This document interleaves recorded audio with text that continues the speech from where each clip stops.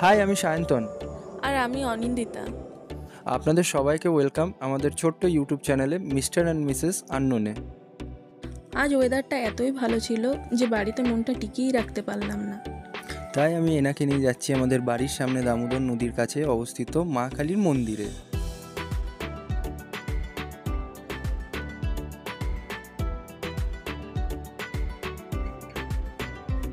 তো ভাবলাম কেন না এই ঘোড়াটাকে ফোনে ক্যাপচার করে তোমাদের সামনে তুলে ধরি। আমাদের এটা ফার্স্ট মিনি ব্লগ, তাই কিছু ভুল হয়ে থাকলে ক্ষমা চেয়ে নিচ্ছি। এই মন্দিরের লোকেশনটা এতই সুন্দর, এই মন্দিরে এলে যেন মনটা ভালো হয়ে যায়। তাই আমরা দুজন এই মন্দিরে সপ্তাহে 2 দিন এসেই থাকি।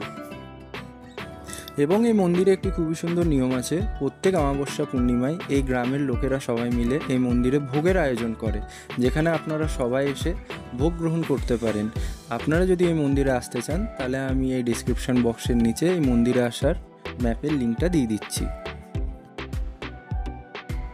এখানে অনেক মন্দির প্রতিষ্ঠিত, যার মধ্যে এটি হচ্ছে বাবা শিবের মন্দির, যা এখানে বাবা কেদারনাথের মন্দির নামেও পরিচিত।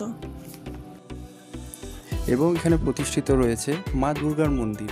এখানে একটি অদ্ভুত নিয়ম আছে, যেটি হচ্ছে মহালয়ার সকালে মায়ের পুজো সেরে নেওয়া হয়। ষষ্ঠী, সপ্তমী, অষ্টমী, নবমী এইখানে একই দিনে মায়ের পুজো সেরে নেওয়া হয় এবং সেই দিনই মায়ের ভোগ বিতরণও করে দেওয়া হয়। তাহলে এবার বাড়ির দিকে রওনা দেওয়া যাক।